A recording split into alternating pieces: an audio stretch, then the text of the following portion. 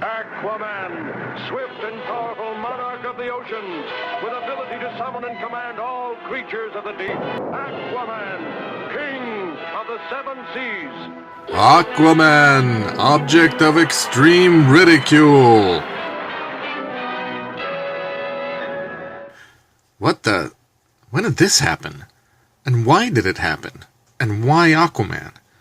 Hey folks, it's Rob from Rob's Movie Collection, and today I have a little something different. In the last year or so, I've subbed to a lot of comic book related channels, and I've done one or two comic book related videos. And while I no longer actively collect comics, I still have a big collection, and I'm pretty interested in the whole comic book thing. So, this is something that's perplexed me for a while. Why has Aquaman, of all comic book heroes, become such an object of ridicule?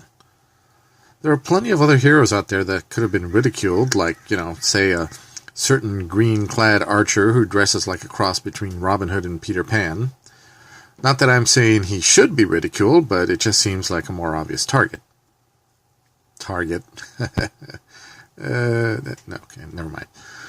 And yet, from Family Guy to Robot Chicken to the internet, Aquaman is a constant source of ridicule. So anyway, at what point did Aquaman become so uncool? I still don't understand the reason. Now, first, let me give you a little history about me and the King of the Seven Seas. Now, I first saw Aquaman in the old Filmation cartoons from the 60s. It was my first introduction to superheroes, and it was three of them: Superman, Batman, and Aquaman. His episodes had titles like Menace of the Black Manta, War of the Waterworlds, and The Rampaging Reptile Men. Now, ultimately Superman became my favorite, but I also liked Batman and, yes, Aquaman. I thought he was very cool. I mean, the guy could swim underwater at high speeds, not to mention that he could breathe underwater, and he could communicate with all forms of sea life. I mean, we all thought that was great. The guy could call sharks and whales to help him. He had a fish army. That was no small thing. Now, in the Filmation cartoons, he also did this thing where he threw balls of compressed water that had these huge concussive blast effects. It was really cool. That was a great power to have. And yes, he did ride a giant seahorse, but you know what? When you're 5 or 6 years old, that's the coolest thing ever. I could have really used one of those when I went to the beach. Now, in the 70s, the Super Friends premiered, and there was Aquaman. He was part of the core group of Justice Leaguers. You had Superman, Batman and Robin, Wonder Woman, and Aquaman. And over the long course of that show, the lineups changed. They added characters and they subtracted characters and all that. But Aquaman was always there. Now, on a side note, I'm getting a little sick of all the put-downs by younger folks about this show. Many people jump on that bandwagon and say that Aquaman was ruined by this show. People too young to have been around to watch the show back then and weren't even born until like 20 or more years after the show ended. This was our show and we all loved it.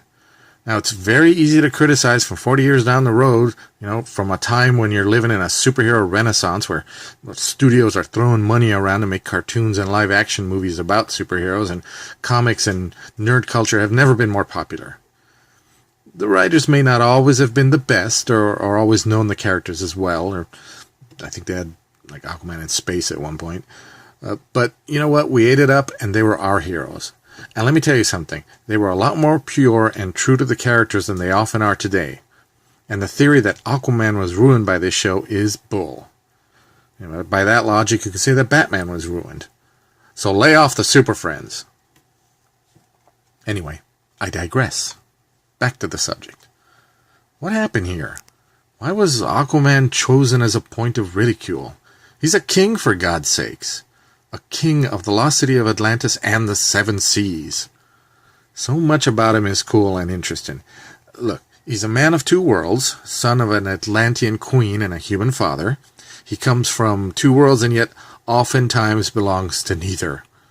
He was rejected by the Atlanteans because of his blonde hair and put out on a rock to die. He's an outsider who survived and came back to become king. I mean, what a success story. And yet he never feels fully embraced by either culture. I mean, even in the Justice League, he often feels like an outsider. He even married an outsider, Mira, who is a refugee from another dimension. Or an assassin, depending on whether it's the New 52 or something. Whatever, she's an outsider too, right? He has enemies, great enemies like the Black Manta and his own brother Orm, the Ocean Master, who want nothing more than to ruin his life.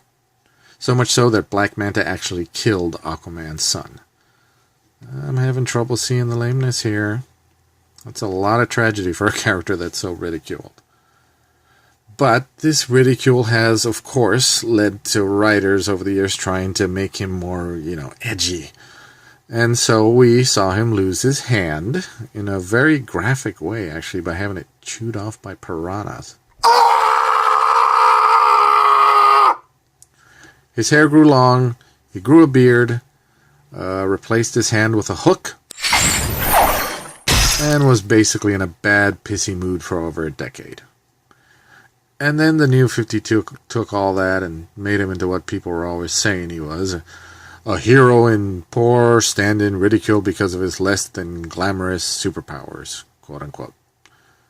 Fortunately, that came around again now, and at least in the comics, I think we have a more recognizable King of the Seas. I mean, you guys can tell me, it seems, from what little I've seen, that he seems to be more like the Aquaman that I used to know, but I don't read the comics, so you can tell me.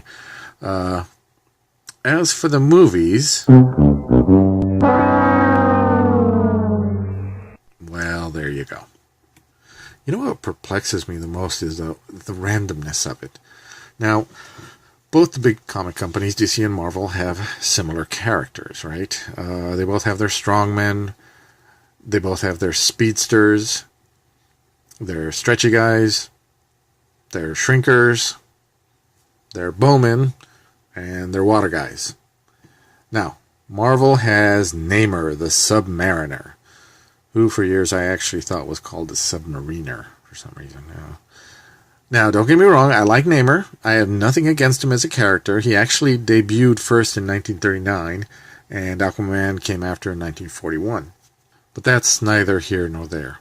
It just seems to me that if you're going to pick one of these two characters to ridicule, Namor seems the more obvious choice. I mean, he has pointy ears. For the longest time, he had a flat head.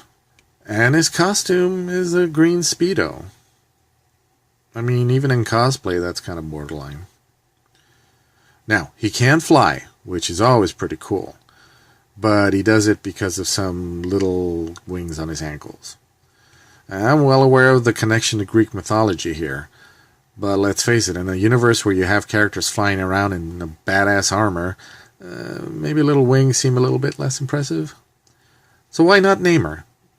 As I said, I have nothing against him, and I don't think he actually should be ridiculed. But why did the hammer fall on Aquaman and not him? He actually did make it into a Family Guy episode, so maybe some of the Aquaman heat rubbed off on him. And yet, for a character that so many people make fun of and so many writers constantly don't understand, Aquaman seems very popular. I can't tell you how many Aquaman series I have in my comic boxes. I mean, sure, they don't always last, but it seems like as soon as they end, someone else is starting another one. And remember, this guy did at one point lead the Justice League. Yeah, okay, it was the Detroit Justice League with Gypsy and Vibe, but still. And then there's DC versus Marvel. Now, you comic fans may remember this miniseries from the 90s where the two big comic companies came together. I won't get into the storyline much, but the heroes eventually all had to fight each other. Now, if I remember correctly, the writers decided the outcome of most of the matches except for the top 5 or 6 or something where they were decided by fan voting. And thank God Superman won his battle. So the heroes were mostly matched with their opposites, and so Aquaman faced Namor. Now, I can't remember whether the writers decided this one or the fans did, but either way, Aquaman won. And he did it by using one of his quote-unquote lame powers when he called up a killer whale to flatten Namor. I loved it. Sorry, Submariner. No offense. So, writers or fans decided that Aquaman should win the bout. Not bad for a supposedly useless character. Okay, so what's the point here? I don't have an in-depth analysis of the whys and wherefores of this phenomenon. It's not what I do. Maybe I'm just putting the question out there. Whether he's one of your favorite heroes or not, Does Aquaman deserve this treatment in your opinion? Not in mine. For me, Aquaman will always be one of the best heroes and one of my first. Loyal, true, regal, and the king of the seven seas.